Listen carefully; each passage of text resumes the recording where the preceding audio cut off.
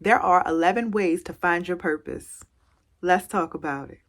Ordained minister and certified life coach. On this channel, we talk about sex, toxic relationships, how to heal from narcissists, how to spot a narcissist, how to do all of those things. And we also talk about health. And I am an author of 4 wonderful books that have gotten 4 and 5 stars. I'm also happily married. My most popular books are Be an Empath, Not a Doormat, and How to Heal from a Relationship with a Narcissist. To purchase the books, go to my description and it'll take you straight to my website. Let's get into it.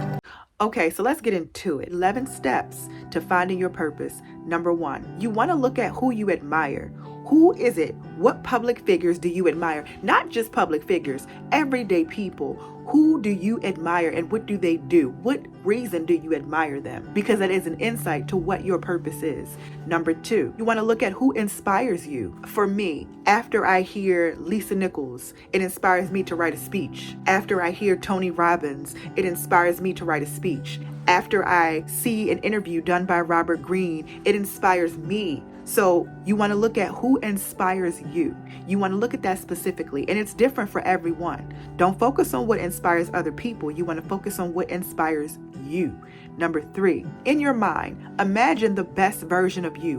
What does that look like? What do you have? What lifestyle are you living?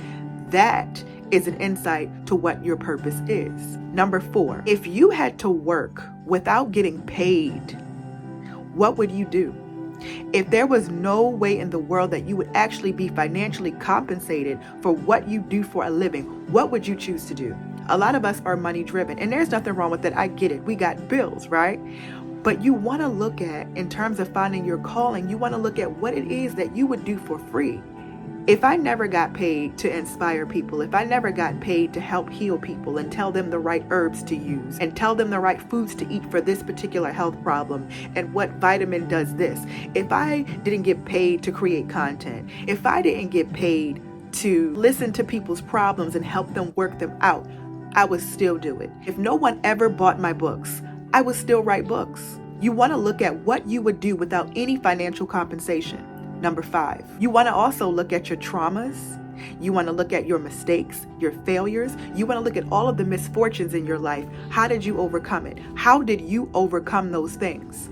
Because your story is going to inspire other people, because it is also a huge part of who you are and what your calling is. I'm able to give such great advice because I've had so many mistakes. I've had so many failures. I've had so many traumas that I've had to work through. So I know how to tell other people to get through these things. Number 6, do not get caught up in, oh, I can't do it because somebody else is doing it. Everybody in my family does it. I want to be different. Sometimes we can make the mistake of trying to be so different and trying to be so creative that we actually miss our life's purpose.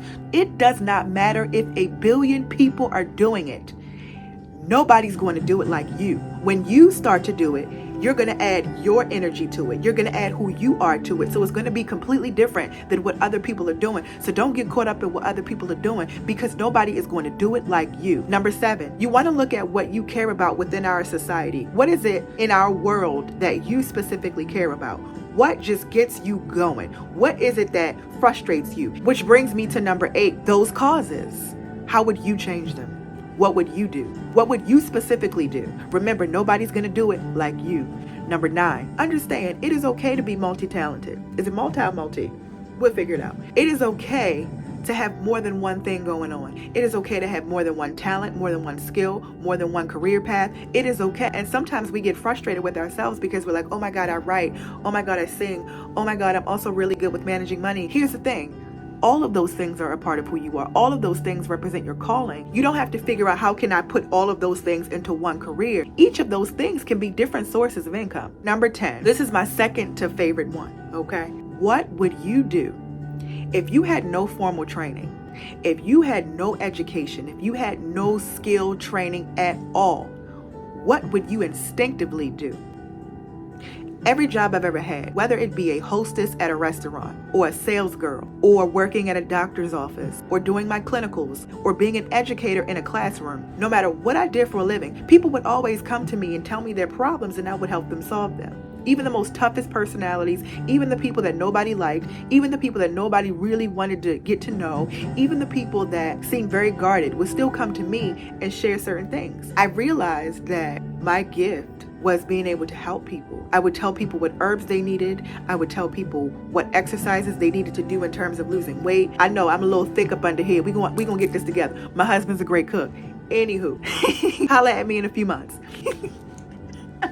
Anyway, you want to look at, in every job you've ever had, what did you do? Your job may have been security. Your job may have been secretary. Your job may have been assistant. But in every job, you helped to solve people's problems. In every job, people just came to you, just gravitated to you to ask you for advice about their personal lives. That's your calling. Which brings me to my favorite one, number 11. You have to ask God for discernment. Ask God to tell you. Ask God to show you when you are not on the right path. That's what you really want. You want God to tell you, wait. This ain't it. That's what you want. You want God to tell you that, okay? That's how you find your purpose. Overall, if you never got paid, what would you do for a living? And what do you do naturally? Love you.